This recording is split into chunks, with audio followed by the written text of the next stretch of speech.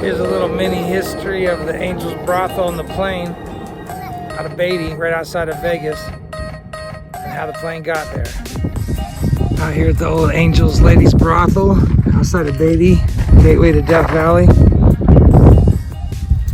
This plane that's always here, people might drive by on their way to Vegas, is a plane that actually was part of a promotional thing for the brothel.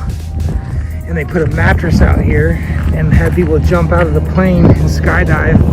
Whoever could hit the mattress got a free date with one of the girls. But the plane crashed, literally right there, and they never moved it. That's the brothel plane. So that's the history of this plane. You could jump out of it, land on the mattress, free night with the girl. Right outside Death Valley.